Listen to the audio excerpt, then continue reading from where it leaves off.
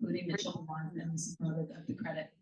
It is still home to many Indigenous peoples from across Turtle Island, and we are grateful to have the opportunity to work in the community on their territory. Also, thank you to everyone joining us online. We're going to open with Dave Hurlow, who's sharing with us his second book, his debut novel. Dave is a Toronto-based musician, writer, educator. He was a founding member of the Juno-nominated rock group, The Darcys, and currently releases music as Decaf Wolf and plays bass with the psychedelic rock band Nightshades. I listened to a couple of songs, really good. A graduate of King's College University in Halifax, his previous publications include the short story collection 8 Letters from Buddhists, as well as articles on literature and music for Now and The Experience magazine.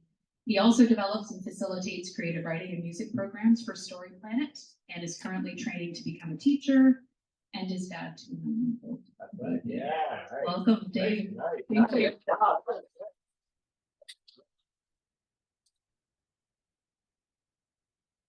So much. It's really nice to be here, and yeah, I have a 9-month-old, and I was saying that just getting to listen to some music in the car ride over was such a welcome break in the week. And it's kind of funny because I was saying also I used to work at a Little Fish restaurant down the street. I'm never in the Junction anymore, and it actually, like, I live in Maine and Canfor, so it feels like I'm coming to a different city when I come here. It's like the best part of the city. Yeah, it's really nice to be here. So yeah, so what I'm gonna do is I'm gonna just give you sort of the elevator pitch and tell you a bit about this weird novel I wrote. Not only do I play in a psychedelic rock band, but I think I wrote a psychedelic fantasy novel about the city of Toronto.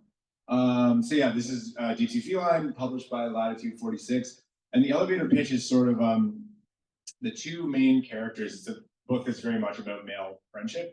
The protagonist, Charlie, loses his mother, who's a very famous painter, at a young age, and is adopted by his best friend Greg's wealthy father, Errol. So they kind of have this relationship where they grew up as brothers, best friends. And basically something happens. Greg is this sort of bon vivant, larger than life opera singer, who just loves like the finer things in life and drinking and carrying on and having a good time. And Charlie develops chronic fatigue syndrome at some point. He's very much like a Brian Wilson introverted shut-in type, so there's kind of quite a contrast between their personalities. Something happens early in the novel, something strange, that upsets the power balance between two long-forgotten ancient gods, which sets off a series of biblical plagues that start descending on the city of Toronto. And as the characters realize that this is actually something that they have been responsible for, they have to, for some reason, stage an opera and explore the wondrous realms of these long-forgotten gods. So it goes the more the book goes, it just goes deeper and deeper into this kind of strange, fantastical territory. So the section that I'm going to read to you is, for people who don't know anything about the book, I think it's the best part to read because it's the first weird thing that happens that the book spends the rest of the book sort of getting to the bottom of what is this weirdness that is occurring. And then I think I'm going to do also a little bonus paragraph that is spring themed because it's been such a beautiful warm spring day here, and I'm just really loving it. I'm going to take a sip of water and then I'm going to read to you.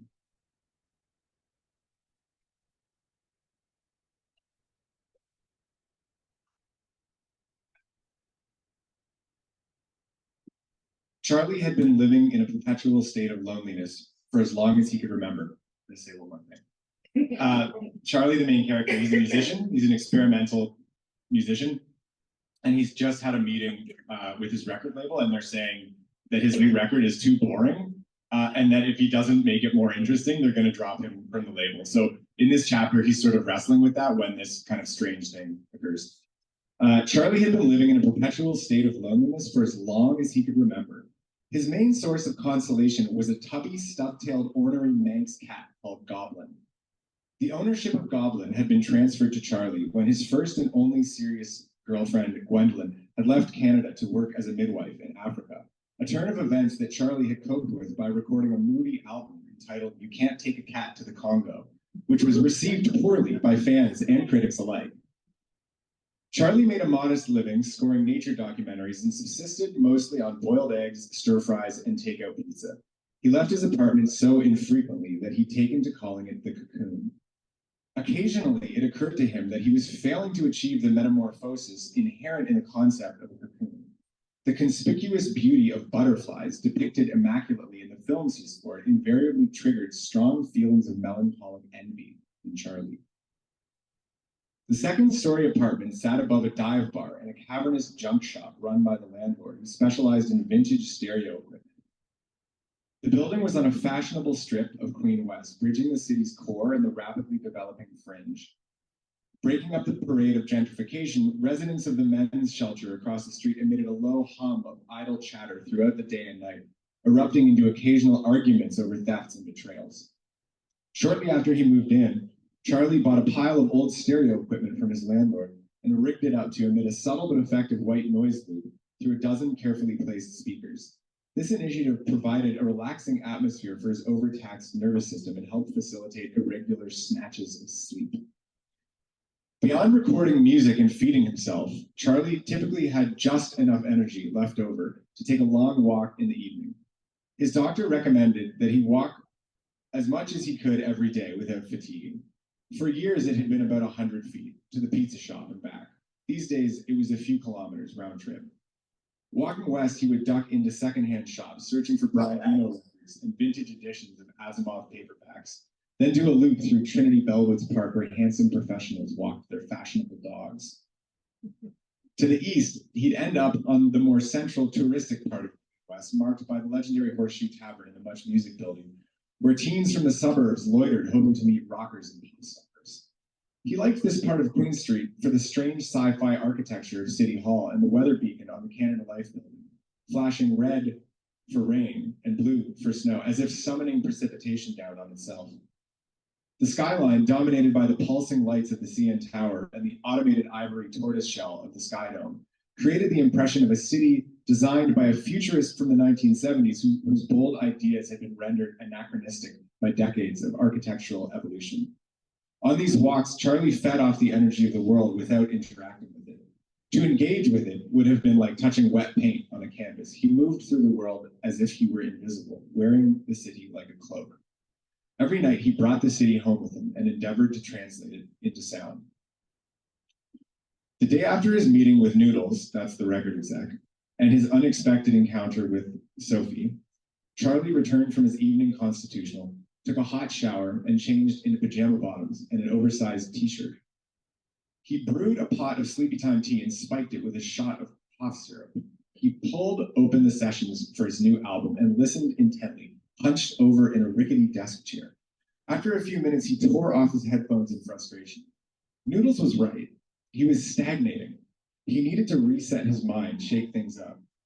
He pulled a dusty bass guitar out of his storage closet and plugged it in. He sat down again, hugging the bass to him. Goblin sat motionless behind him, roosting in a hoodie he'd left streamed on the couch. He clicked the playback on his recording suite, a piano loop, and the deep drone of a synthesizer oozed from the monitors. The mix was sparse and threadbare. It needed something more, not some crude hook, as Noodles had suggested, but something to make it more substantial, something beguiling. The room was dim, save for the glow of the computer and the Christmas lights strung up against a cotton sheet that hung above the couch, dyed in psychedelic patterns.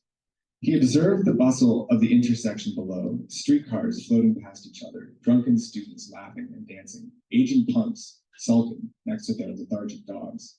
The streets were alive, but he couldn't fathom it. Charlie tried out several different patterns on the bass, but nothing stuck. He worked steadily for an hour, refilling his mug with tea at intervals until his senses dulled and reconfigured. He stared at a painting on the wall above his electric piano and tried to hypnotize himself, tried to lose track of what his hands were doing. He felt the cough syrup soften his perception of reality. Behind his eyelids, he observed aristocrats in a scene from Tolstoy spinning gracefully across the ballroom. Opening his eyes, he saw the painting anew, and his fingers began playing notes with an intelligence of their own.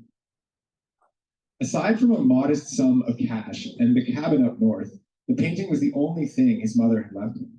It depicted a train going over a bridge somewhere in Manitoba. There were clusters of massive spruce trees on either side of the bridge, branches bowed beneath thick slabs of snow. It was dusk, and the sky was an explosion of soft pinks and bluish purples. As his fingers continued to move of their own accord, the images in the painting blurred and reconfigured in an unsettling manner. Goblin hissed loudly, hackles up, claws out. She was tracking something with a predatory gaze. Something moved in the painting, rustling the trees slightly. As Goblin's hiss intensified into a series of shrieks, Charlie took back control of his hands and tossed some catnip on the carpet. She rubbed her face in it, rolling around wildly until she grew sedate, assuming a pose like a beached whale. Charlie shook his head and stared at the picture, reassuring himself that it had been a trick of the light. And yet, as he stared soberly into the picture, he perceived further rustling accompanied by noises of scraping snow and ice, something that was moving behind the glass frame in the painting. A figure emerged from the trees and stood on the bridge next to the motionless train. Charlie leaned forward, squinting. The figure was wearing a dark hooded cloak, obscuring most of its features. Brown furry hands peeked out from under the sleeves, and a pair of glacial eyes glowed in the dark recess of the hood. Charlie reached out without thinking to kill the music, but the visitor whacked a snowball against the picture frame and let out a shrill bark. He heard the bark more in his head than in his ears and started with fright. The visitor pointed at him and pantomimed, playing the guitar. Understanding nothing, he resumed the bass part he'd stumbled upon. The visitor let out an ethereal cry that blossomed into a gorgeous lead melody. Once again, Charlie felt like he was hearing it more in his mind than in his ears. This went on for about an hour. Every once in a while, Charlie would loop the bass and swivel to the synthesizer, adding another textural layer. The piano loop was the steady beating part of the piece. The visitor's melody was the dancing spirit. Everything else was sonic pudding. Eventually, the visitor gently brought the singing to a rest. Charlie wrapped up his bass part, faded the other channels, and clicked stop in the recording suite. He stared into the painting, and a faint chill crept through him. There was something eerily familiar about the little creature. Charlie sensed it smiling from beneath the hood. The visitor bowed solemnly and trudged back into the forest, knocking snow from the spruce trees as it went.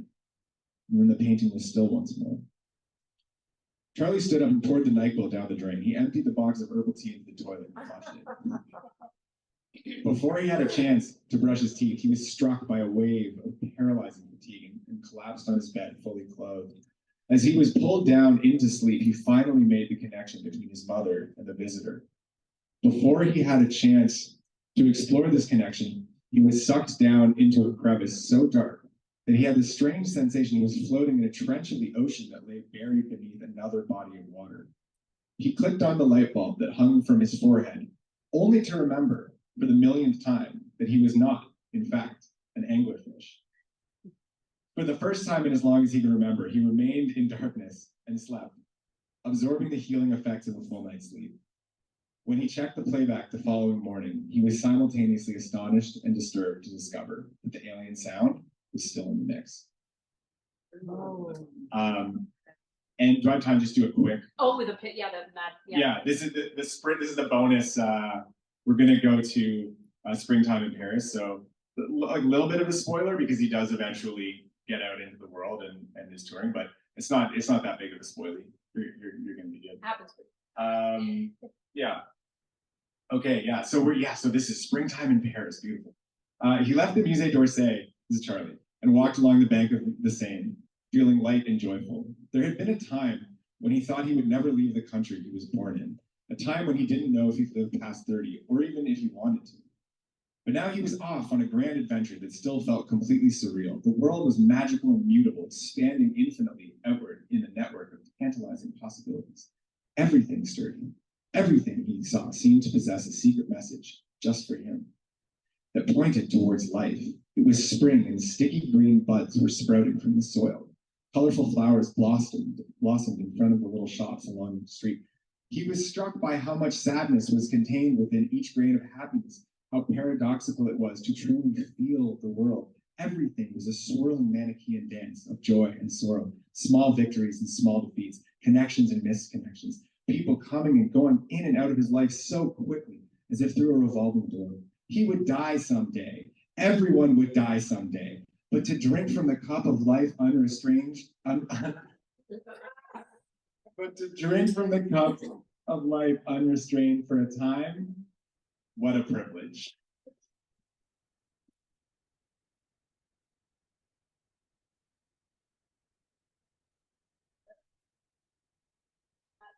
The perfect prose in this novel, I have to tell you, is so impressive.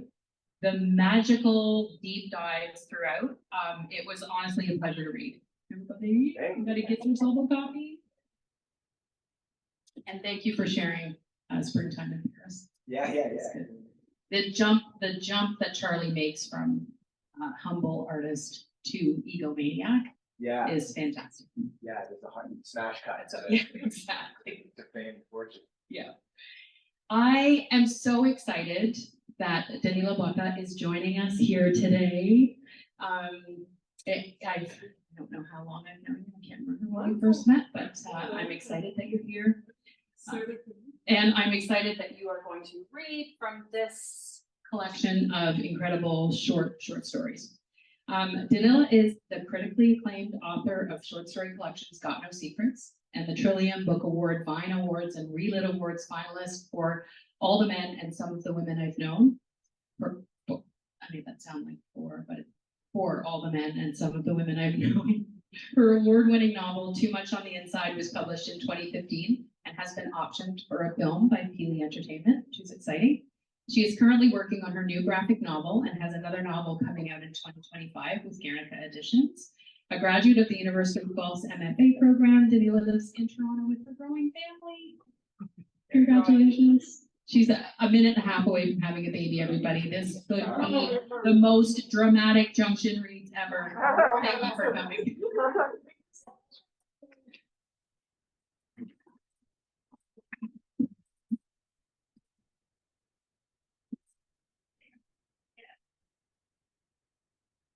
Thank you so much. There's something so mortifying about hearing your bio.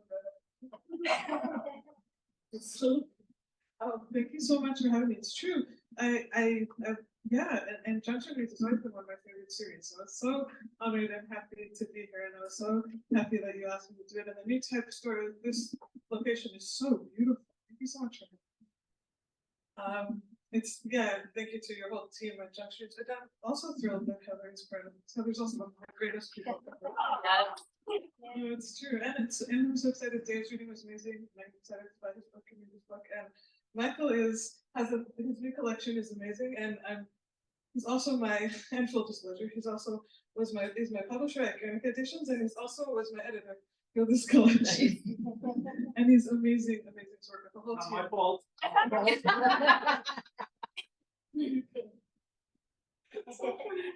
No, he's amazing to work with. He's so meticulous and so detailed. Doesn't miss a thing. Nice. Like it was amazing to work together, and I feel bad for him because this collection multiplied by a lot. Not that much. Yeah, there was like 18 stories, but when we're done, there was 32. Yeah. and it's probably because he makes you feel so comfortable and safe to try anything. And he's so receptive. I was thinking I might do this. It's like, okay, just don't send it to me separately. Send it to me in the collection so I can see where we're going. And I was like, and then by then it was like, okay, I think we've reached the word limit. I think we've reached the story limit. But it was amazing to work with him and with Anna Falkenberg, and the whole team is amazing. I love getting to work with Guernica so much. So it was so funny. So in the last, because I'm doing like a week and a half, and I've done it the other way. Like in 2015, when my first novel came out, my son was born that year, and he was about after he was about 6 weeks old.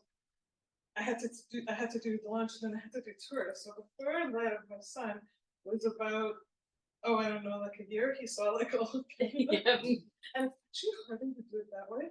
Yeah. So I thought, and because I have two other kids now, I'm a 3-year-old and my daughter's 3 and my son is 9, and so I thought, okay, like my husband will come with us with the kids when we can, but like when I go to Vancouver in July or whatever in Victoria, they'll come. But a lot of the time, I don't know how we'll do it. So I just thought, okay, I'll spread out the rest of the stuff and I'll do as much here as I can. So the last like 2 weeks or 3 weeks. Bananas. Yeah, so I'm so grateful to get to do all of it And it's funny, so the first launch we did for this, we did I ended up doing 3 different launches in Toronto, which was amazing. And the first one, which was sponsored by Tifa and all of that, which was amazing. It was in a synagogue in Midtown Toronto, and the rabbi there who hosts all their literary events is a friend. We went to high school together, and so I had done literary events with him at another synagogue where he worked before. And he just started at this one a couple of years ago, and so he's like, "Yeah, you have to do it. You have to launch it." And I was like, "Okay." And I was just imagining in that moment what on earth I could read that would be like appropriate. And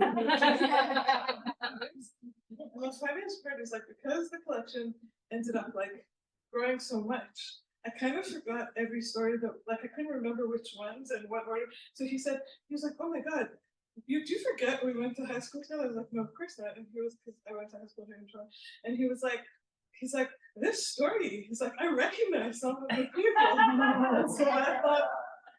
And so I thought like, "Ooh, okay, I guess someone read that one."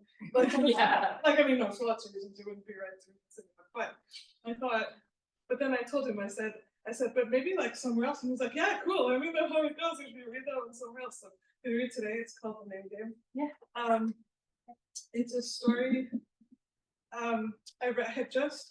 There's a song, I don't know if you guys know Cat Powers, she's like a indie rock songwriter, she's really great. And in the early 2000s, I think around 2003, she had this album called You're Free, that was really amazing. And she had a song called Names, and it was all about people she'd been close to when she was younger, who she'd lost track of, and just like heartbreaking stories about people that she'd known, and that had always stayed with me. And Heather O'Neill, before she published Lullabies for Little Criminals, used to be on This American Life all the time, and she had in the whole world. yeah, she's one of my favorites of all time, for sure. She's incredible. All of her work is incredible. But like, it's depressing to think just how good she's always been. Like, like her stuff has just always been amazing. She has a story that was on This American Life. I think you can still find online, and it's called "Of Course I Remember Your Name." And it's about, she talks about like, and for the longest time, my middle name was Who, and she was description, Heather who did this, Heather who did that. And there's all these like descriptions and funny things about her life and all these things. And in the end of the story, she says like, finally, she had a name written on her shoes, and she was sitting on the bus, and finally someone called her by her name, but it was a stranger who said like, "Hi Heather," this like creepy guy on the bus, and she wanted to like slap him because him using her name just felt like such a violation, like it felt like such a private thing. And so I started to think a lot about where what we call people comes from, not their actual names, but labels and definitions and ideas and where they come from and how that affects people and how that changes their perception of self. And so, and I also, what was fun was I got to outsource, well, not fun, I guess, but I got to outsource and ask people, lots and lots of people, about rumors they'd heard when they were younger and stories they'd heard about people and what names they'd heard and how that changed their opinion of things, or how they interacted or didn't interact with it, if they ignored it, if they said something, what they did. They called her Pitts because her last name was Pitfield. Kids would sing, "Hands up, baby, hands up," and laugh whenever she raised her hands in class. And that jungle of brown hair, all dense and tangled like ferns growing wild. We were only 12, but the popular girls told everyone that she should have started shaving. One of the guys came up to her in the hall, heavy and imposing like a bouncer outside an adult event, and asked her if her Pitts matched her carpet, and she kicked him in the stomach with her steel-toe boots. She told us in her low, measured baritone it was totally worth getting suspended. They called her Dime Bag because she started a business making beaded necklaces, pastel daisy chains with little tiny white flowers. She would sell them in the washroom at recess. I bought a lavender and baby pink choker that held together for ages. She was doing well until the most popular girl in our grade saw the little plastic bags and told everyone she caught her dealing drugs, and later that she found her decorating her own locker for her birthday, and nobody could decide which was worse. They called her bisexual because one day in science class when we were 14, the teacher asked us about the 2 types of reproduction. She looked up, a big grin across her still full, light acne puffed baby cheeks, and said, "Asexual and bisexual." Her face got hot and turned red, and she yelled something about not being one of those indecisive people who didn't know what they wanted. She liked men, just men, for fuck's sake. And I wanted to throw my binder at her because I would buy it and I already knew it then, even if I hadn't told her. They called her the librarian because of a rumor that she'd had oral sex with a guy in her school library in this hidden section off to the side where people went to study. She read a lot, and you could find her scribbling furiously in her notebook. You could tell she was obsessed with him. She'd stare daggers when he flirted with other girls, but it never stopped him. A girl and her friends said they saw them, and the stories changed from seeing them make out to hearing her tell her friends she went down on him there. His gay best friend, who was obviously in love with him, insisted that they had gone all the way, had anal even, but when people asked her, all she would say was that she's. They called her the mattress when she was there to substitute for our favorite history teacher when I was 15. She was blonde, prettier than most teachers, with a slightly hooked nose that made her look interesting too. She wore caramel V-neck sweaters with the sleeves rolled up and her hair pulled back, like she was ready to do serious work, which was bad news for the people in my class. One of them swore that her mom knew her back in the day, and that everyone called her the mattress because she made the rounds. She had a straight-talking, comforting energy. When I thought about Mr. A, who looked down the shirts of girls his daughter's age as he walked around the class in exchange for easy days, I felt sick. They called her the Ditch because she could do a pitch-perfect imitation of all of those actresses in 90s classes. Cher from Clueless, Elle from Legally Blonde. She had the highest GPA in our grade, but it didn't matter. All anyone ever said was that she didn't have much substance. And I wish that I corrected them even once, because I knew her better when I was 16. They called her Miss Fist, even though she was the epitome of tiny and delicate, all polo shirts and blonde curly hair. She looked a lot younger than 16. Her boyfriend was a giant, but people insisted they saw them go at it under the bleachers at a school basketball game. She was a model of discretion, never saying a word to anyone, but whenever I saw his giant hands swallowing hers when I saw them walking around together, I tried not to flinch and wonder how much it hurt. They called her D, which she insisted on because her full name was Dikla, which meant palm tree in Hebrew. When she said it, people started calling her Dikla. If someone forgot her name, she'd say D, like my brothers. She poured herself with the too tight t-shirts and told everyone how she woke up one day and all of her bras and shirts were too small.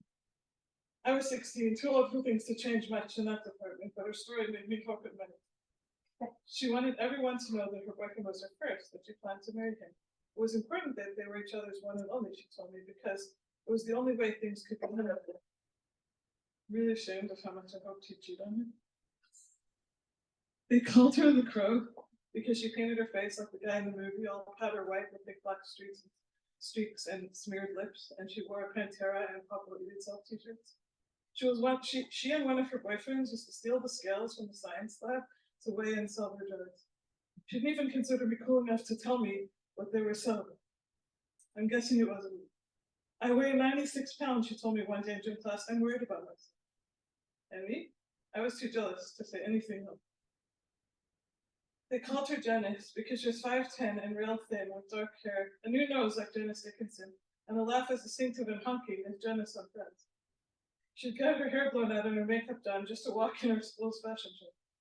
She wore designer clothes with ironic jewelry, huge dollar-store smiley faces, or large fake diamond rings. Her locker was full of weeks' worth of gourmet lunches that she'd never touched. I didn't know anyone could envy me until I saw her eyeing me after she tried to flirt with the guy I was dating. They called him JD because he had James Dean hair, all pompadour soft and sticky with pomade. He could flirt well with just his eyebrows. He always smelled like CK1, mint gum, and hand sanitizer that he used to hide the smell of his cigarettes. He could compliment you on the tiniest thing, your new jeans, the fact that you were wearing eyeliner, the band button on your jacket, and suddenly you'd feel like you were seen. He was always cutting class, smoking weed and drinking JD, like he knew how stupid everything we worried about was. He was intense about his acting. He wanted to direct or act in something great. I wanted him to get to live in a world where it was safe to show a fuller range of emotions. He was murdered in a case related to drugs, and when he invited me to a tribute night about his life, I couldn't bring myself to leave the house. They called her Signs because she had 2 deaf parents and was fluent in sign language. She was always part of her school's play, signing beside an actor to the songs of Cats or Mary Poppins, like a bit of actual magic. She had a sweet helium voice, and I always thought if she could get a job as a cartoon or voiceover actor, she'd be so rich. One day, she stopped wearing any tight shirts, including her favorite dark purple one, because her dad told her she looked like a boy. I wonder what the sign looked like, if his face got angry and red, if it made her cry.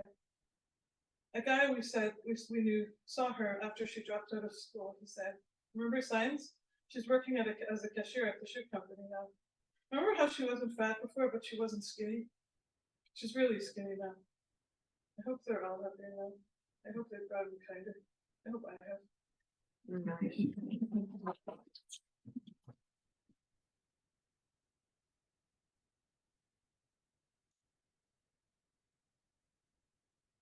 I'm so glad you read that story. The absolute cruelty and beauty, I don't know if we can call it beauty, but the cruelty of that time, and I love it so much. Thank you.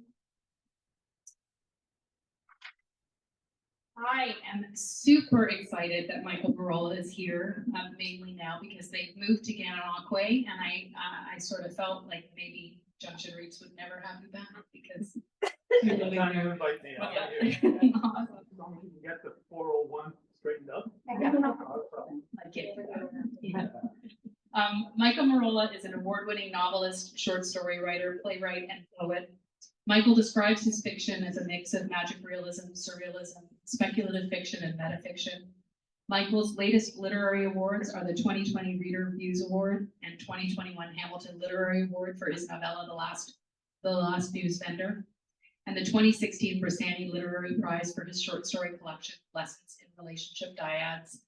Since 2010, Michael has been the publisher at Guernica Editions, one of Canada's oldest and most successful and one of Junction Read's most favorite independent presses. Born in Italy and raised in Montreal, Michael now calls Gananoque home. Michael, welcome.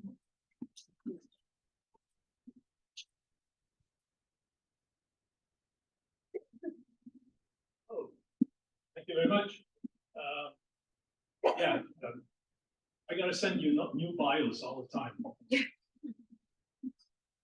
3 Bressani prizes, there you go. 3, there you go. Wow. Jeez Louise. I wasn't sure what I wanted to read from today. The problem with the collection agency files is that they're all long stories and you have to cut them in half or whatever.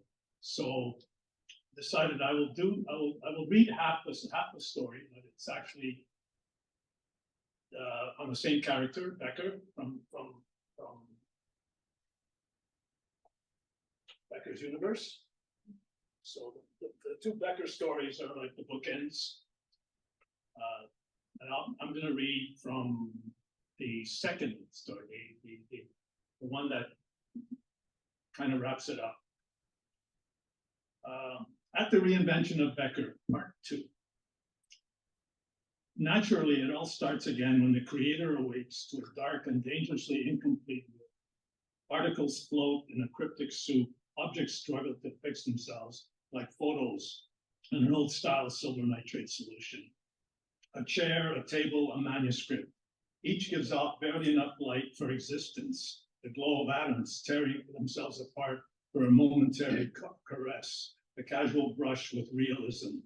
The creator sits on the chair, the manuscript sits on the table. Wearily, without much enthusiasm, the creator reaches across to flick open the manuscript and begins to read. 1. Prologue, the story thus far. Becker has undergone the fullest of lives. One by one, his nightmares have come true and faced defeat. Little by little, he has shed his leanness, bit like antimatter, has devoured his own hunger, has shattered the shrill expectations of youth, has learned what's of value and what's mere dust. Now he finds himself at the front end of middle age, happily weighed down by the sweet scent of summer air and the piranha nips of a growing family. And when the time comes, this is the valley where he expects to give it all back, in an ancient walled city propped up on every side by sharp mountains and even sharper afternoon shadows. Only a narrow pass winds through the escarpment, only one way in or out, wide enough for a transport perhaps, or a pair of Model T Fords side by side. In other valleys lie other towns, also shadowed, also underexposed in the filtered light, and it's Becker's job to travel from one to the other, to shuttle back and forth, carrying with him his expertise, his ability to decode language for those who have lost the urge. Becker is very good at this task, especially when confronted with two languages that have absolutely nothing in common. It is then that his experience on other Earth, for example, comes to the fore, and he recalls definitions for water that have nothing to do with H2O. It is then that while everyone around him flounders, he pulls a translated rabbit out of his hat, and misunderstanding becomes impossible. But of late, he has noticed others mapping out the same routes, squads of men and women carrying little valises, which they put down on any convenient table and then pop open with a flick of their thumbs. And discs penetrate the very bowels of these valises, churn this way and that before deciding to speak out. To Becker's amazement, these voices sometimes actually take one language and turn it into another, somewhat the same way he does. There's no polish to them, of course, no other Earth past to build on, but they are inexpensive and require no food and have the added attraction of not being human. This seems to be very important to those wishing their words to be translated, seems to assure them that their ideas and thoughts aren't being distorted by intermediaries who profess to be of the same species. So Becker must work doubly hard now to earn his living. On most days, he must leave the house even before the twins have risen for school. He must hug and bid farewell to Mrs. Becker, better known to colleagues as Andy Rogan, but she prefers the anonymity of Mrs. Becker even before he's had a chance to come fully awake. She often tells him not to bother, that they can live very well from her earnings as a hairdresser for the city's elite, the perfect hide in plain sight for a retired cryptographer. Becker knows she's right, but something compels him, won't let him abandon the task he set himself. One day, he tells her, I'll look back and laugh at this peculiarity of mine. I'll sit in my favorite rocker and put my feet up before the fireplace and tamp down the tobacco in my pipe. That's a promise, you bet. But not today. Today, there's a jockey and a lawyer I want to bring together, a poet and a policewoman, a merchant marine and a banker. And if I don't do it, those damn machines will. Just don't be too long, Mrs. Becker says as she kisses him. The children don't like it when you're late. 2. And so in the evening, Becker hurries home. Becker's overworked car churns up the pass. In the rearview mirror, he catches the final bit of sun before it vanishes, leaving behind a faint glow. Becker is whistling, thumping on the wheel. It has been a very productive day. Twice he outperformed the translation programs, exposing them as mechanical clunkers, the stolid products of mere competence. And he wouldn't be human if he didn't want to hurry home to tell Mrs. Becker and the children of his triumph. Without warning, a flash of lightning tears into the valley below, followed a few seconds later by thunder. Becker shrugs. He's used to these sudden, uncalled for changes in atmospheric conditions, the violent rise of currents and the clash of one against the other.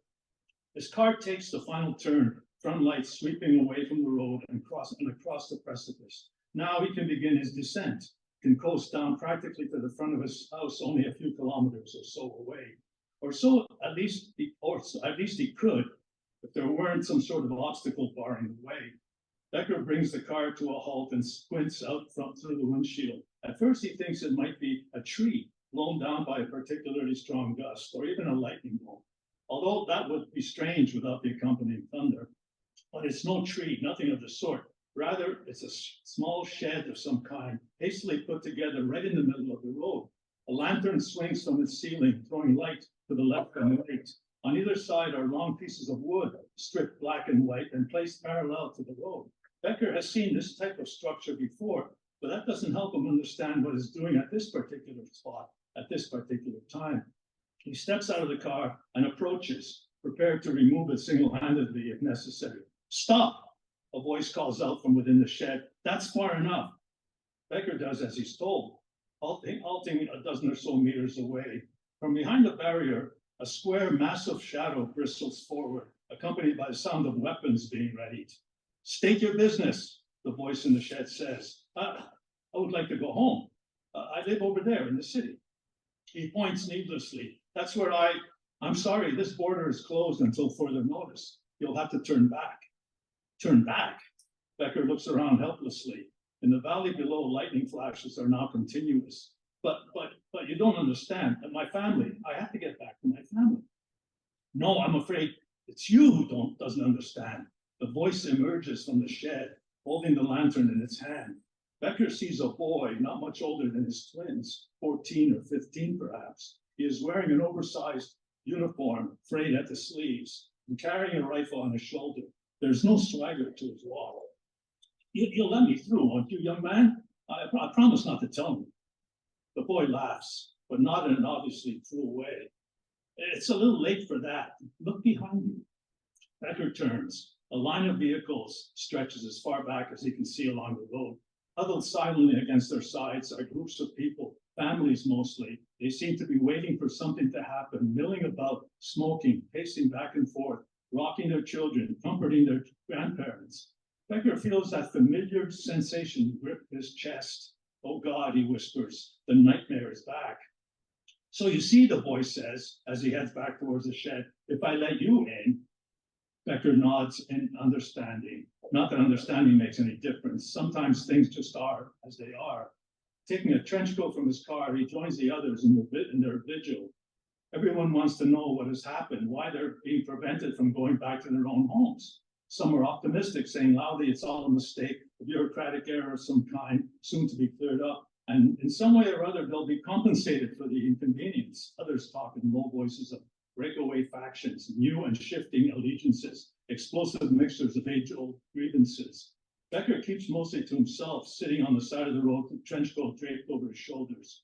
He thinks of Mrs. Becker and the twins and imagines the first flickers of concern spreading over their faces. Mrs. Becker calming the children with, that dad of yours, he must be off on another of his adventures. He'll have plenty to tell us when he gets back, won't he? But now it's supper time, and that means the hand-washing ritual. So off you go, the two of you. Becker smiles as he pictures the twins washing each other's hands, and Mrs. Becker making sure the carport light is on. But beneath that image is a much more sinister one, the flash, the deadly flash of the X-ray. 3. Upon rising, Becker finds that changes have indeed taken place. Becker is stiff and shivering when he awakes the following morning, as to be expected when one sleeps on the side of a mountain wearing a trench coat for protection from the wind. A little more unusual is the fact that there's no one else on the road. They must have all grown weary of waiting, he thinks, and turned back, perhaps searching desperately for some other way into the city, some ancient mine tunnel or abandoned gas line pipe. Becker rises and looks out. The valley below no longer exists, erased during the night along with the people and their vehicles. No, it's only the fog, the daily fog, ready to burn itself off the moment the sun returns. Becker walks slowly towards the shed, strangely less real now and more out of place than in the night. Perhaps the boy will have a change of heart, or new orders may have come in to let the inhabitants through, at least those who could prove they lived there. Becker takes out his identity papers carefully, not making any sudden moves that might trigger a violent response. On the way to the shed, he must step over a line of ants, unheeding in their never-ending cycle of call and response, task piled upon task. Hello, Becker calls out cheerfully, holding the ID papers before him. Then how are you this?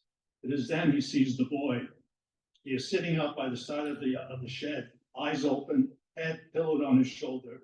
The ants form two lines of black against his khaki uniform, frayed at the sleeves. They are climbing. Becker leans down and brushes away the closest dozen or so. He stomps them into unrecognizable bits, smashes them into paste. He does this, the brushing and the stomping and the mashing, for maybe 30 seconds, which is a long time, really. Then when the anger, or it may have been frustration, has diminished to controllable levels, he lifts away the barrier and tosses it aside. By the time Becker has descended into the valley, the fog is gone, set to offer some other world, its mirage of infinite possibilities. And the city, the peaceful medieval city, is in ruins. Holes blasted through 2-foot walls, 1,000-year-old buildings flattened, collapsed, disintegrated. Flagstone streets made impassable, debris and bomb craters, the dead and the dying strewn about. A silence so pronounced that it's created its own hum. Until this moment, Becker had kept telling himself the events of the previous night were an aberration, some fluke slice of someone else's outrage, accidentally superimposed on the idyllic conditions he'd so painstakingly made for himself. Now, as he walks gingerly through the rubble, he can no longer hold on to that vision. Still, he tries to block the ultimate horror. Please, he says, sidestepping a woman being strapped onto a stretcher, let them be alive. As long as they're alive, nothing else matters. We can start over again somewhere else. We've done it before. We'll do it again, please. And it looks as if Becker's pleas have been answered. The section of the city where he and his family made their home has been left untouched. One of the oddities of statistical certainty. He speeds up as he approaches the familiar front door, already making plans on how to get Mrs. Becker and the children to a safe haven. For another of the oddities of statistical certainty is that any oversight will eventually be removed. No blemishes allowed in the statistical return to chaos. But Becker isn't worried. There are literally thousands of safe havens hidden away in the corners of minds that probably don't even know they exist. And both his skills and those of Mrs. Becker are portable to the nth degree. They proved that time and again. Hey, everyone needs something to be radically translated sometime or other. As for hair and gossip, Becker reaches for the doorknob and twists. It won't open, or rather it turns, but nothing gives. Of course, he says it's locked, bolted shut from the inside. One never knows in times like these. Besides, even if a round of submachine gun fire will do away with most locks, why make it easier for an intruder? Becker is about to ring the doorbell when he changes his mind. Why does he change his mind? Well, they might still be asleep, and he doesn't want to startle them. Yeah, that's it. Becker decides he'll let himself in through the root cellar. Mrs. Becker would never think of locking that. The root cellar door opens with a squeal, a complaint of rusted hinges. Oil them, Becker makes a mental note. He lowers himself down the rough-hewn steps, walks stooped and with hands out before him through the earth and space. Every time Becker steps into the root cellar, he can't help reflecting upon how truly old it must be and the number of transformations it has undergone, the millennia going by like a roar past the years. This time he thinks about how he'll miss this space and the smell of freshly dug bones. Another more elaborate stairway leads to the house's main floor. Becker steps out into the landing, still trying to be as quiet as possible. But from the laughter coming from the kitchen, he knows he has nothing to worry about. Mrs. Becker and the twins are already up. Of course, how silly of them to think they wouldn't be on a morning like this. Becker can see them now, the twins with their backs to him, eating out of each other's plates. Mrs. Becker on the phone, setting up her first hairdresser appointment of the day, ever conscientious, and why not? It was her conscientiousness, after all, that had carried Becker through his worst nightmares, the man being methodically carved up like a piece of beef, and the pieces still twitching as they fell away, the bloated women being split open by a pinpoint beam of light, the carbon-colored bulldozers pushing thousands of creatures of all sorts over cliffs, men, women, children, domestic animals, angels, alien monsters, thin-skinned bubbles, modern kitchen appliances, ants carrying portraits of Winston Churchill. It was Mrs. Becker's steady hand, not to mention her ability to interpret the codes, that saw him through. Hey, everyone, Becker calls out. I'm back. Hope you weren't too worried about me. 4, in which Becker discovers some sort of truth, be as it may. The sausage is frying in low-fat oil, the phone ringing, the twins reading each other's thoughts. All these things help drown out Becker's voice. I think we should get packed out and out of here as quickly as possible, he says. Who knows when those savages might return? Or at least that's what he thinks he said. What he thinks has come out of his mouth, but it can't have been, for Mrs. Becker turns to the twins and tells them to get ready for school, and this time to brush their own teeth. And it hits Becker without further ado that he has in no way escaped the dream world, that he is obviously somewhere else at this very moment, perhaps back on the mountain, or perhaps at a point even further back. In frustration, Becker sits at the kitchen table looking down at the twins' unfinished porridge. When is this going to stop, he asks himself. Becker feels a wave of nauseating pity. That in turn rouses him. No, he says, thumping his hand on the table. Enough is enough. It's time to wake up, permanently. Becker stands up and rushes against the nearest wall. He can't startle himself awake. Perhaps he can just finish the job once and for all. Perhaps he can just crack his head against a convenient stone. Perhaps he can find a way to join the bones in the root cellar.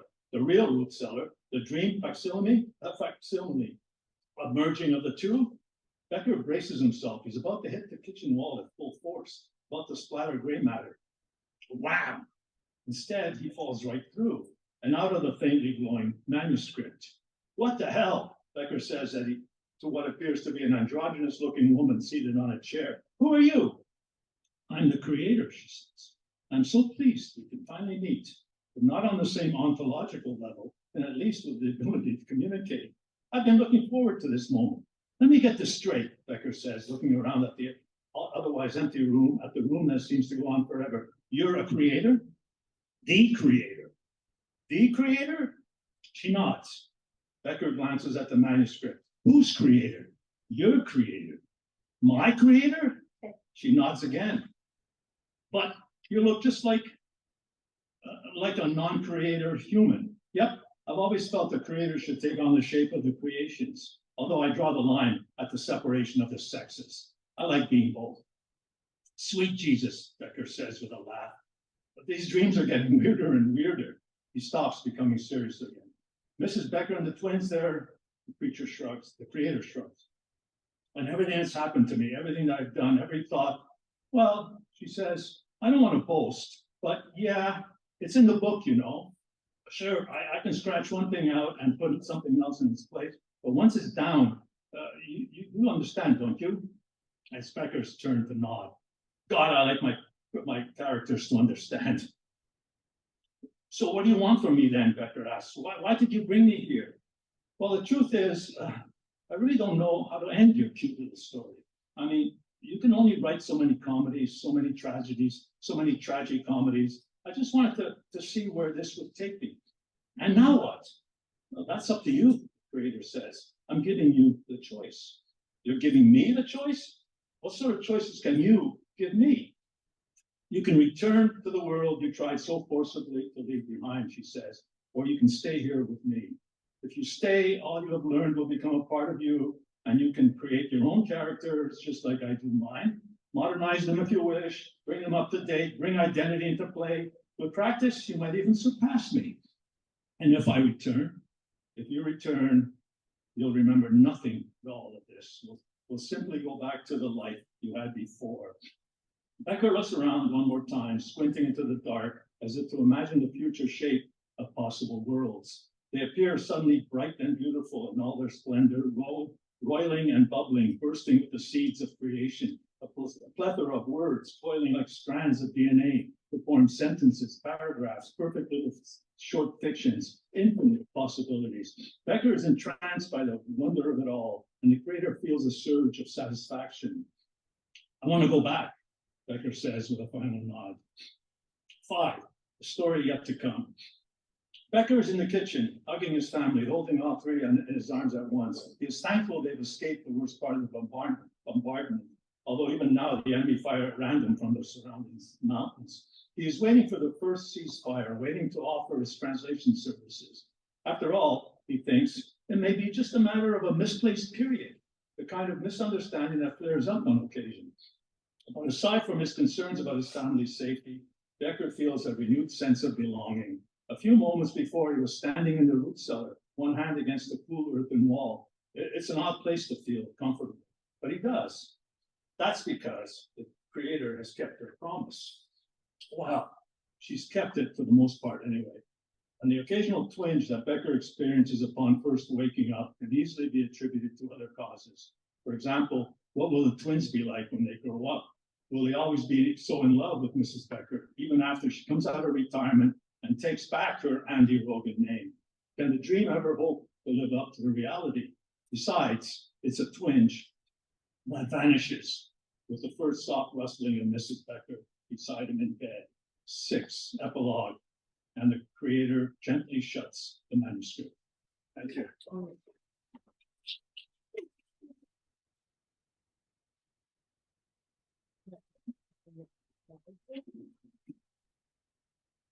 The most impressive thing about your writing, Michael, is your ability to put so much emotion into setting, like just in describing stuff.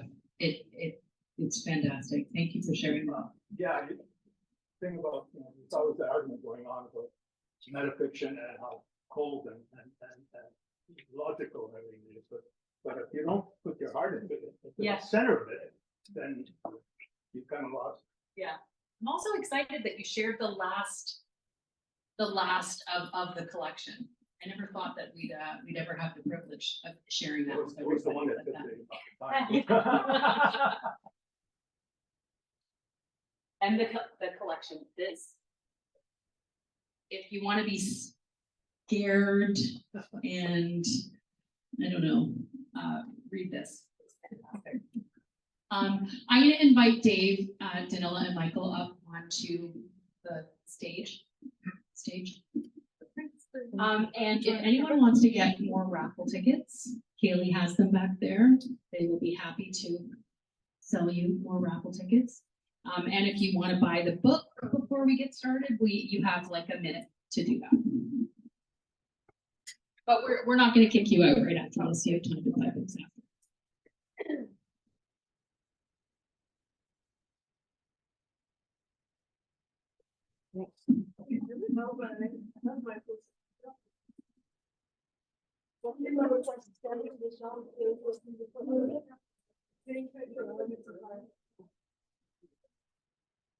We were here for 32 years. Now I'm down by $100.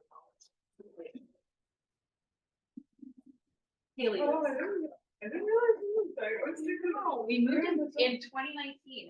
Every time I'm here, I'm like, yeah, wherever. I'm gonna do this.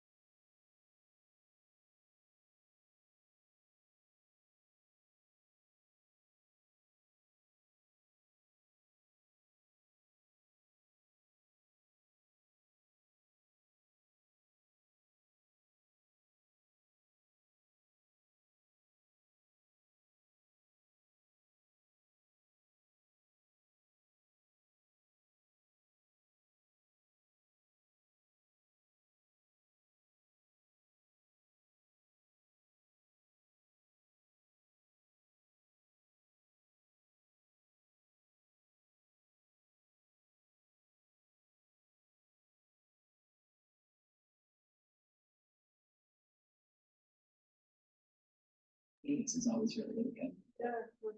Yeah. Okay. Thank you, everybody. I am excited. I need to get my own larger stool, although I do like Like it's small. No. Are you comfortable doing that? Great. I want to talk first of all, and if anyone has any questions, feel free, just jump in. I usually try not to go off on tangents. People know that I generally do, but anyway.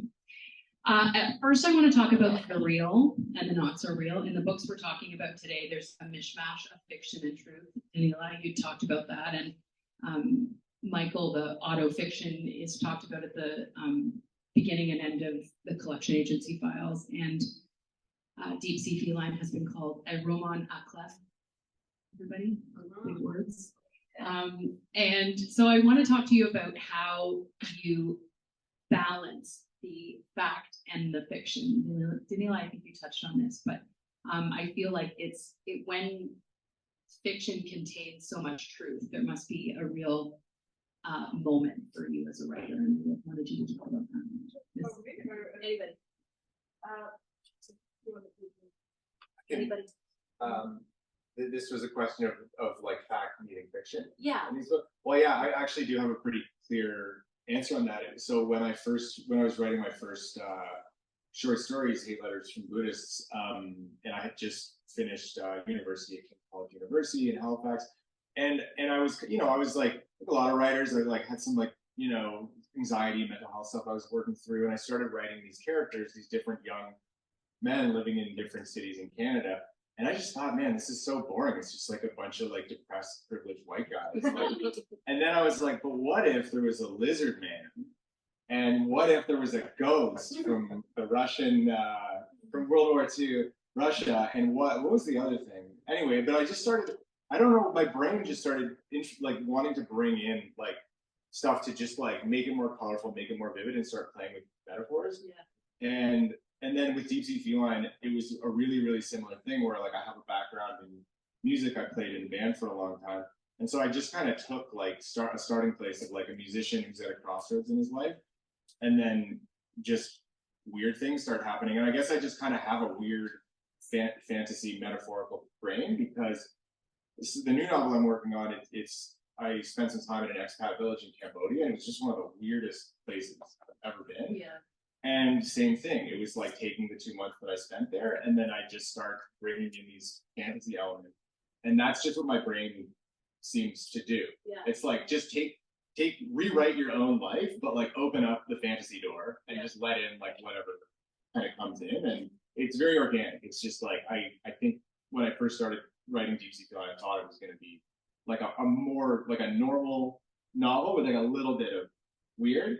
And then it just got weirder and weirder and weirder as it went, and I just went with it because what else is I do? So, yeah. I don't, for the most part, write autobiographically, actually. I mean, I think I can sometimes write about things that feel like they were true, but I never feel any responsibility to the facts.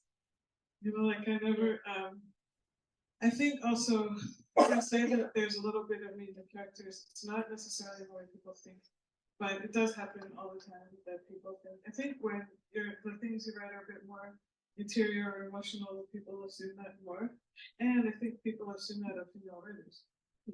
Like I think there's I can imagine like if there was I mean, I don't know what it was like for you when you were doing a short story collection and it was about men. And maybe the fantasy elements, I really want to read it in some paper.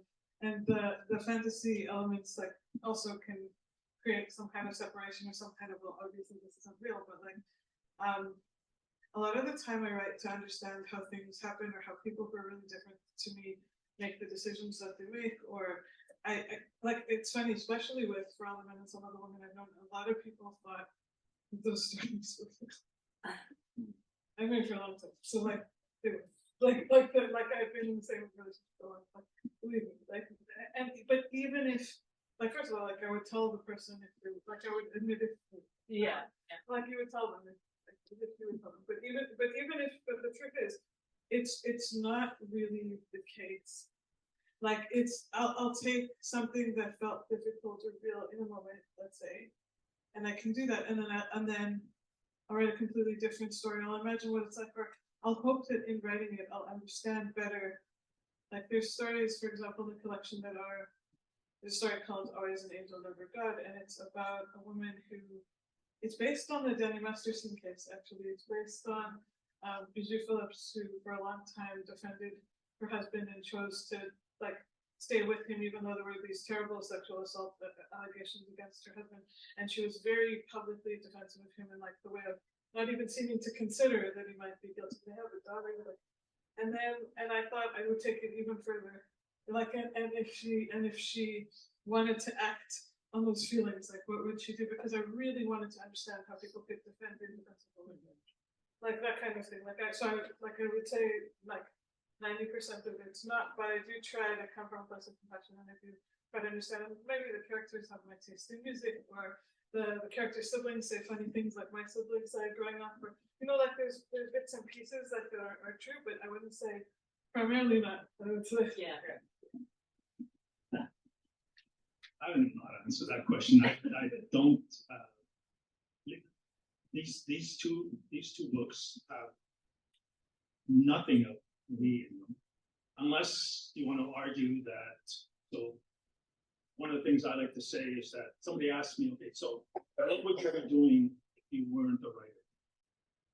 And I would say, well, that's a silly question, because being a writer is my identity. It's me. So I do put my identity into the books. I do put all that stuff in it, but there's nothing of me in those books. I mean, there were a couple of earlier ones when I was writing the Giulio metaphysics. I started writing about Giulio in my first short story collection, Formal Logic of Emotion, and then I moved Giulio to another full collection, the Giulio Metaphysics 3, which basically it's all about, again, it's about the character who is controlled by the writer, controlled by me, and who rebels against me at a certain point, and then goes off on his own. And some of it is said here in Toronto. He wakes up on a bus, and me as the writer say, okay, fuck off. Let's see what you can do now without me helping you out. Okay? Yeah. So he wakes up on his bus, a long bus trip, and he doesn't even know his own name anymore. He doesn't know what things are called, all of that. But really, it's not like I don't like at all the other stuff at all. And I don't know what else to say. I'm with the collection agency files. I was most intrigued with the facts of the novel, right? Like Right. that, not necessarily autobiographical stuff, but the marriage of real events, real people. It was so funny that collection agency file started with the first story in it, which is a soldier on the wall facing in France, right, on the writing a letter to Adolf, saying how lonely he is and how lonely Adolf must feel, but it's a different kind of loneliness for you up there in your wolf, whatever, and he recites a Greek poem in this. So that, and then what happens is that collection agent comes into this, and the soldier's all pissed off because the collection agent wants him to pay for the belt. Yeah. He says, I don't have any belt, but he does. He does have a belt. They just find out later on. But and so from there, I said, who's the most interesting character in this? I said, that's the collection agent. The way he disguises himself and all kinds of things. He says he loves a priest, as a woman, all kinds of things.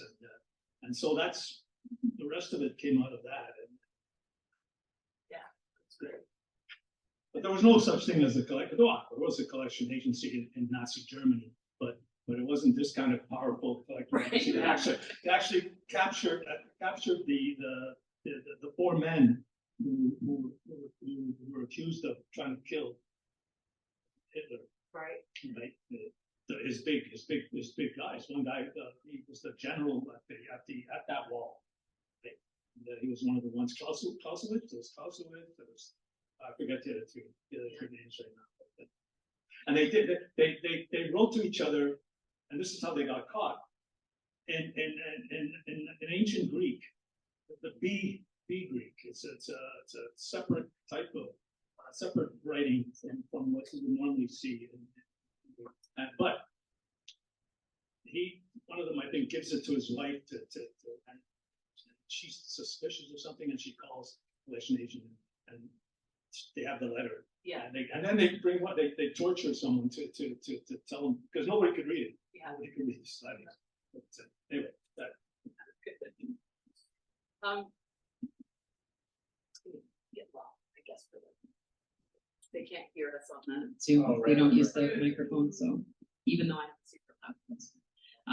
Danila, like an alligator eyeing a small fish, your main character overdoses and ends up in an afterworld where Anne Frank has aged. Yeah. Anne says at one point, imagine the only piece of writing you have published being something you never wanted anyone to read.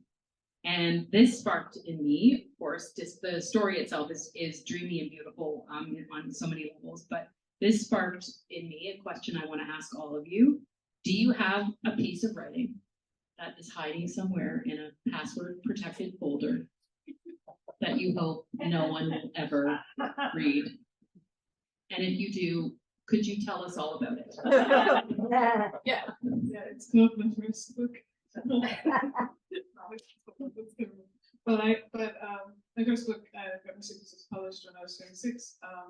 And I don't know, it's not that it's so terrible, but a lot of the stories are, I don't know, I would like totally want to rewrite them or something. It's like there's a few stories that I like, but a lot of the stories are like, you know, I'm grateful that I was published, and I'm grateful for the opportunity, and I'm very grateful, but it's also like there's just so much that no, I mean, I never password protect anything, but I feel like I'm trying really hard not to be ashamed of the drafts. Like, Yeah. Alison Pick has this amazing quote where she says, like, remember that every book that you read that you loved started with a bad first draft.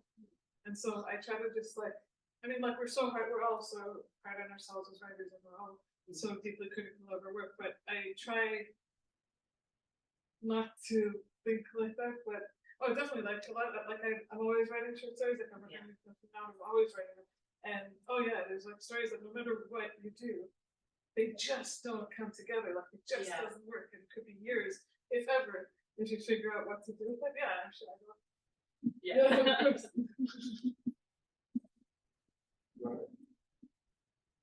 Yeah, no, nothing password protected. But one book that I don't think I ever want to see published is my master's thesis.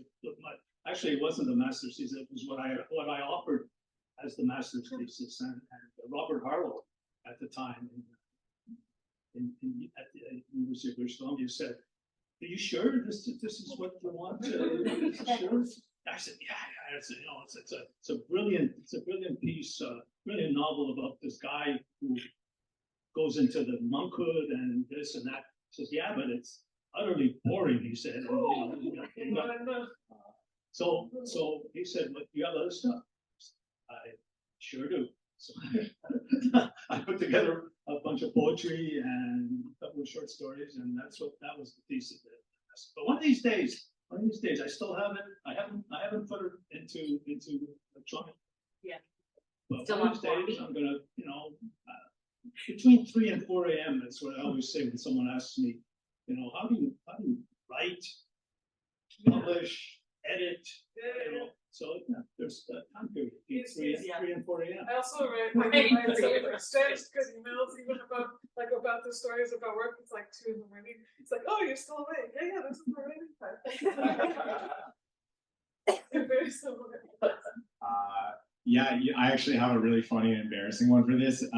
We were reminiscing about when I was in my 20s. I worked as a waiter on one side of the street at Little Fish, and then I worked as a barista on the other side of the street. So I was very junction-y for a while, but anyway, so to answer this question, at the time in my 20s, I had written. I was just finishing the first draft of the first story in Hate Letters from Buddhists. and it's about this kind of like self-pitying, you know, Toronto guy and his sort of just, you know, being a flaneur and walking around and like having these profound thoughts or whatever. And I had a girlfriend for several years and we broke up, and it was a very sad breakup. But one of the things was like, I just finished the first draft of the story. I really want you to have it. And she was like, that as like a romantic gesture. And she was like, oh, that's so sweet. Like, thank you. This really means a lot to me. And then years later, we met for coffee, and it was a totally fine hang, like a catch up. But she was like, yeah, that story that you gave me. She was like, that was just so like self-obsessed and like navel gazing and just like, and well, she wasn't, but she wasn't wrong, because I think that was before I sort of started like inviting these other elements into it. But it was just a funny thing, like from an ex, like 4 years after the fact, just to be like that story that you gave me as a romantic gesture really sucks. Yeah. Like, here, let me leave you with this story about me. That's awesome. Okay, so Dave, in Deep Sea Feline, Tatiana and Charlie are speaking about art and hell and Jesus when Tatiana says, artists gets, this is gonna follow up the last question sort of. Tatiana says, artists get sucked into the act of self-loathing when they over-identify with their work. And Charlie responds, but don't you think that a living piece of us nests inside of our work? Isn't that what makes art exciting? So I want to talk, you touched on this, Danila, the battle of the ego, the battle of the self-loathing, trying to love your work, but also being overly critical of it. So I want to talk to you about that. I want to talk to you about how you manage the self-loathing or the self-critic, I guess, when sitting down to create.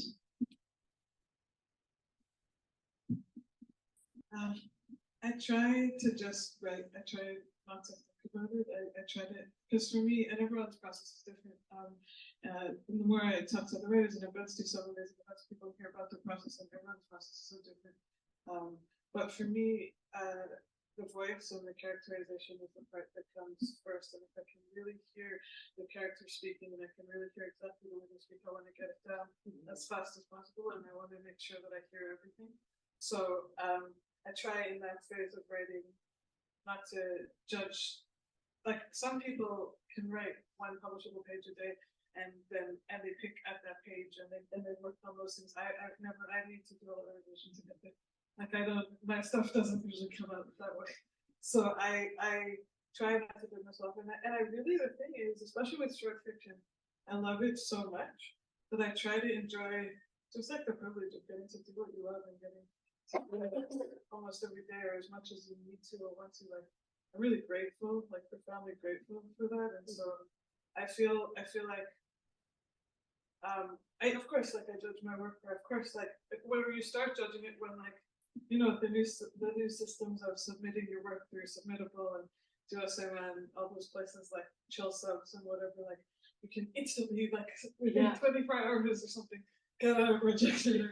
You can, like, instantly, and so like, those are the things I'm like, oh my god, I must be so off base, but like, I mean, of course, or even not, like, you have times when you're reading or you're working on something and you're like, this is just not working. Why this is not working? Or, oh my god, that's a terrible sentence. So, like, of course, but I try in the first draft especially just to write. Like, I try to just get as much as I can to get out and to enjoy the process as much as I can, which doesn't always work, but you know, sometimes it does. And like, I think I try to remind myself, just like, with every project, I try to get better at all the aspects of the craft and all the things that I'm doing, but also I try to dare myself, to push myself out of my comfort zone and to do things. And I'm slowly building more confidence with every project to be able to do that. And so I try, if I can, to focus on that more than focusing, because otherwise it's paralyzing. Yeah. I think you have to have at least a split personality. I mean, when you're actually writing, it's like that moment of creation there's nothing like it. When you get that down on paper and you get that feeling, and then when that ends, then you go down the other way. And you go, Yeah. So to me, neither of those should be taken at face value. I think that it's the third one. Once you cleared a little bit, and the third one is the one that counts. So when you look at it again, without that depressed feeling that you get after you've finished it, it's like the drug. It's like taking the drug or something. You're up there, and you feel like you're, but then later on you look back, and that's when you're more objective, I guess. is the Yeah. word for it.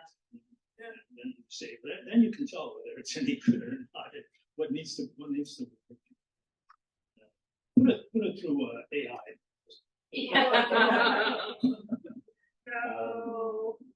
Yeah, I think when I was drafting Deep Sea Feline, which I think was actually about like 6 or 7 years, like it took a really long time for me to finish the rough draft, and like I was writing it in a vacuum.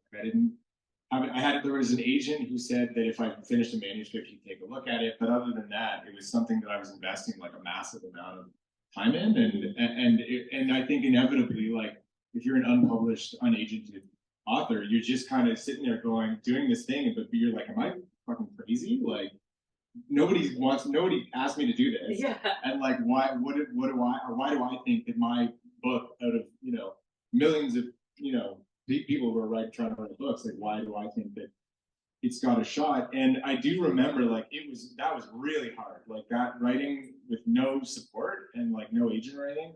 Like I remember having like really bad anxiety. I would get stuck on a problem in the novel and I couldn't see a way forward, and I would just get so fixated on it. And then when you do that, there's no flow, because if you can actually let go of the manuscript and just go chill out and go for a walk with a friend and sleep, and then you wake up in the morning and you're good to go usually. So I've just really learned, like I seem to have ideas are still coming to me. So I'm very grateful that I have ideas that I'm excited about to put down on the page. And other than that, I've just found it's gotten just so much easier having an agent who's a friend, who's like a real champion of my writing, and like who believes in it, is excited about Deep Sea Feline, is excited about the next project. Like just that to me, it's like, oh my God, like, I've got some feedback. Like this is, like people like it. It's something that I can continue putting effort into it, knowing that like there's a place Someone's for it in excited the about world. it. Yeah, exactly. I'm always, people who come and people who join us, I'm always, when I create these questions, I have these moments of panic where I think I could get one word answers to these questions. So I write so many. Excellent. Now, and thank you so much for sharing. I learn something every single month. But that being said, I'm gonna have questions left over, which I hope you guys will answer if I email them to you. Sure. So I would like to talk, I want to talk about structure. Michael, especially with the collection agency and Becker's Universe, the structure is very much a part of the story. It indicates to the reader where we're going and what to expect. I want to talk to all of you about structure. Danila, how you chose what story to put first, what story to put last. And Dave, again, who you knew was going to talk, because your Deep Sea Feline is told from multiple perspectives. We go in and out of minds. We're omniscient at some point in time. So I just want to have a conversation about structure, and then that's it. Great question. I was joking to Michael a second ago. I was like, ask my other so in all seriousness, so the first story in the collection, which is about a photographer, and it's called "Sometimes I Like to Shoot Kids." So the first, I'm always like afraid to say this. I'm always afraid. So the photographer in that story was actually featured in a Guernica anthology edited by Dane Swan called "Changing the Face of Canadian Literature." Dane is amazing. The anthology is amazing. I was really honored to cover it. I think it was the that's what it was. Yeah. And so it kind of, in some ways, originally said, so in some collections that I've written, I've had a very clear structure in my mind, like in For All the Men and Some of the Women I've known, which is about relationships and that kind of thing, romantic relationships and friendships and all these things. It was divided into sections of falling in love, falling out, like being in the relationship, falling out of love, and the structure was very clear, and so it was really clear to me where to put stories and even what to write, that kind of thing, like how to arrange it. Even with Got No Secrets to some degree, like, and in my novel, in my first novel, Too Much on Insect, it was a year in the life of 4 characters. So there's only so much structure you can have within a year in the life. Like the year limited it to times and seasons and all that kind of things. And so it was sort of clear when we were in the present with all the characters, when we were doing backstory and that kind of thing. In terms of this collection, my original ideas, Billy and Dan mushroomed so much that like it was harder to tell exactly what was going to happen. Like in the end, I think I felt like in a certain way the first story sort of set the tone and the theme in a certain way, and then I tried to group in terms of theme and in terms of subject, in terms of voice and that kind of thing. There's a lot of things that came out during the writing process that weren't necessarily conscious, like questions of identity, questions of where characters belong. There was a few linked stories that made sense to go together because the collection was longer and I wanted people to be able to see that thread, that kind of thing. But I think we changed the order a few times. Yeah, I think we did. We must have. It was 2 o'clock in the morning. Yeah. No, I mean, Michael probably could speak for better than me, honestly. But I felt like I'm really happy with the order that they're in. I think it wasn't. There were a lot more themes that were connected in ways that the stories were connected that I wasn't necessarily conscious of when I was writing. So those things changed a lot more. I'm grateful that they all seem to somehow work together, but yeah, it wasn't as clear or possible. Yeah, this time. Well, the structure for Becker's Universe is fairly straightforward. Like I said, I bookended the 2 Becker stories, and then in the middle, in between our stories, there's some stories date back to, they were published individually way back in 1987. Yeah. Was one of them. But I did want to create the type of story that went in there, to show that that's the sort of thing that I'm interested in, and that's a story like Ice, for example, which is about a character who wakes up in the snow. He wakes up in the snow. And starts to walk back to his house, and he goes into his house, and he feels very, very warm, very hot, and he can't do it. They lock him in because they don't want him to get out again, but he crawls out the window, and the story ends with him walking away in the snow again. But there's some Kafka in there. Yeah. In fact, there's one of the stories is Kafka's afterlife, slinking around the city. He's not like other ghosts. That's what the story is about. So yeah, I mean. And then he's talked about again in another story. Yeah. Yeah. The collection of agency files is a little different. Like I said, the agency, the actual stories came out of the first letter, and so it's like it's kind of went sideways from the first letter, and then once it goes sideways, then the rest of them is pretty much in chronological order.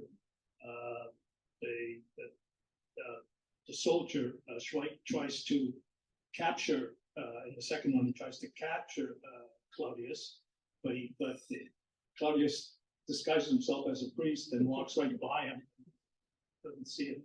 Then we start to get the stories about the four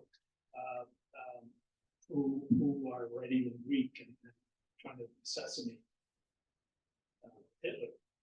And then the next one is about how they're captured one at a time. And then at the end, the last story, which I really would love to have read that, but it's like 25 pages or something. And that's called Towards the New World. That's Claudius, who is then given a diplomatic passport and all of that, and he's on a ship heading towards the United States, North America. And on the ship, he meets Schweik, the soldier, who wants to kill him because Claudius was so he tortured Schweik's mother for the belt. Tore the house apart several times. Couldn't find the belt, but Claudius convinces Schweik. Well, Schweik can't kill him. He can't do it. So he's going to become Claudius's bodyguard. Right. Because Claudius has a $4 million credit in the U.S. to start up his own bank and lending institution in the U.S., which is basically what the story is really about. But so that's how it ends in this big feast of ship. So yeah, chronological. That's a more of a chronological order than Becker's universe. Yeah, I'm not so great with structure, and I am like just a classic textbook ADHD case. And as a musician and a writer, like with both of those scenarios, like if you want me to sit down and practice scales and chord inversions, like I cannot do it. I will not do it. You want me to write you a brand new original song in 5 minutes? No problem. You got it. And so I think what I've figured out is that like I know how to do what feels good for me, and people seem to like it, and it's pretty intuitive. And I have to pick up things along the way. But with Deep Sea Feline, I think like great. I love having a neurodivergent brain and doing things in my own kind of weird different way. But with Deep Sea Feline, it was kind of painful because I was mentioning to you earlier, the first draft was like 140,000 words. And there was, I think what had happened, I know exactly what had happened, which is I had gone through a phase where I was obsessed with Haruki Murakami, and who has this, I think it was like Norwegian, not Norwegian, but no, well that one's insanely long. It's really long, but I think it was the Wind Up Bird Chronicles, and I love. Yeah, but Murakami, he can do this thing, and I don't understand how he can do it. Where there's it'll be like 100 pages, and it'll be a character sitting on a bench outside of a subway station watching people, and he'll go home. Character will go home and like brew a cup of coffee, and he'll like take a shower and notice that he has a shape on his cheek, and like it just goes around for 100 pages, and it's incredible.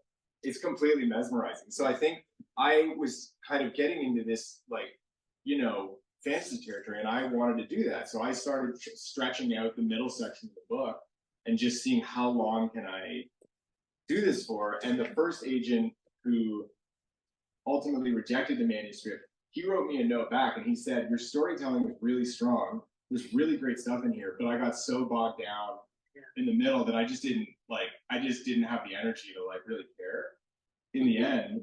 And he said, I think you need to cut 50,000 words if you want this to, and he said, and yeah, so, but actually, so this was actually one of the most amazing kind of stories for me about the whole process, was that I had this agent who was a really nice guy with one of the big agencies. And he had said, like, the whole time I was writing the manuscript, he's like, I'll read it when you're done. He did read it, and he wrote to me, and he said, it's way too long. You're a good writer. This is a good book. I'm not going to accept it, but I think that you should revise it and you should resubmit. Yeah. And that was really beautiful because it was so nice to get the validation from, like, a really seasoned, experienced agent of saying, like, you do have something here. You just need to. So I at some point, I kind of cried about it for a couple weeks, and then I put on my big boy pants, and I found fucking not 50,000, I found 45,000 words to cut. I consolidated a couple characters. I cut out a couple of storylines. I just tightened everything up, and it wasn't even that hard. And I actually realized that killing your darlings can be kind of satisfying.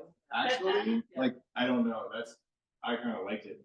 So I think now that I've had that, like, yeah, Deep Sea Feline, man, there was some really anxiety-induced, painful moments like in that process. And the book that I'm writing now, which is about, I think I'm 2/3 or 3/4 of the way done, the rough draft, and I know I'm just telling a tight story. Like I'm not gonna have like dudes sitting on subway benches for 50 pages.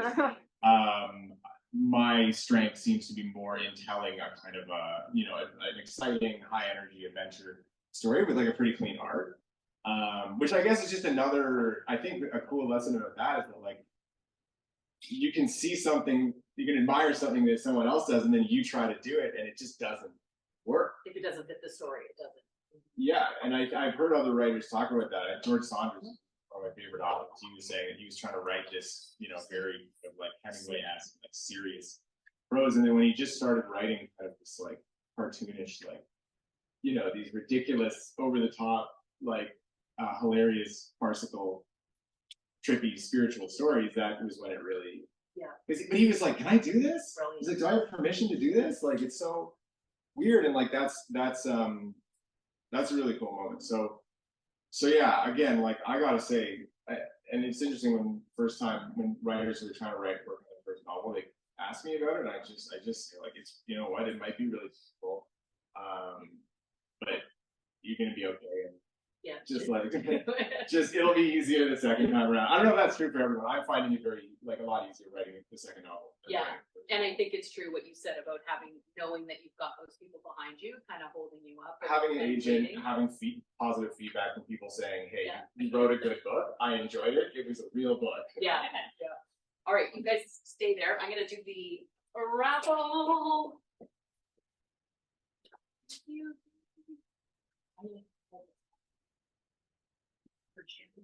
I realized I took horizontal book. I feel so blessed when we get these books donated and these gifts donated. Jess has given us a $15 gift card with a cute tote bag. And I don't know if anyone was here yesterday for Canadian Indie Book Day, but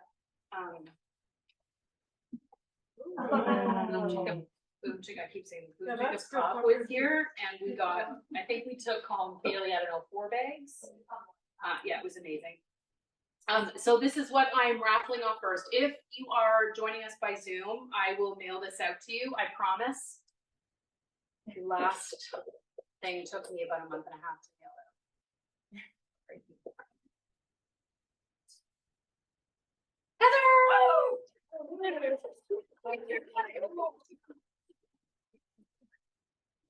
Okay, now we've got the books from today. All 4 books.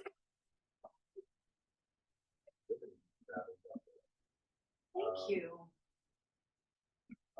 Barbara Tran. Barbara Tran. Barbara online. Oh, okay. Online. Barbara, you won these. If you are not in Toronto, I will figure out mailing. It's quite expensive. If you are in Toronto, just send me an email and we'll figure out how to connect at some point. If you're not in Toronto, I will figure out how to get it to you. Steal some money.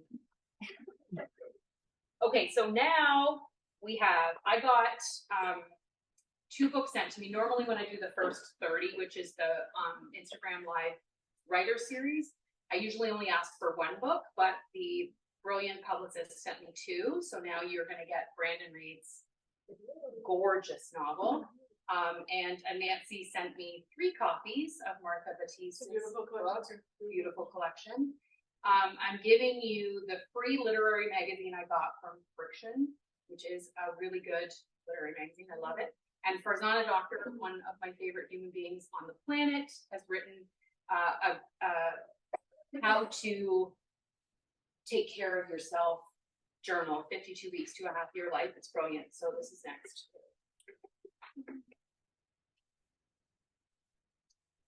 I'm sorry, excellent. Hair? Kim? Kim Care, is she on?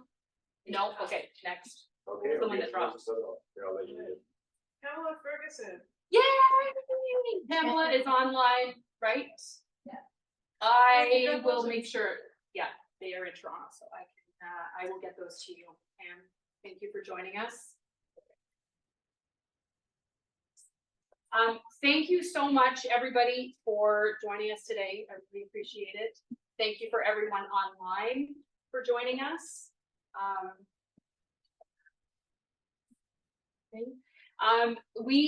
I have 2 first 30 events in May. You can go to the website and check those out. And Festival of Literary Diversity is on this week. Right, If everybody, I don't think you can get tickets to the special programming, but you can get tickets to their online events. It's a fantastic literary festival. And that's it. Kaylee? We're online with Lydia Qua in June. We're online in June 23rd. We are back here at Junction Reads. June 9th? 9th with Lydia Qua. June 9th with Lydia Lydia Qua Qua, cool. online. Sorry, because I was just so stupid to put my sheets back in. Trying to be organized. Thank you so much, Dave. Thank you so much, Danila. Thank you so much, Michael. You Really appreciate it.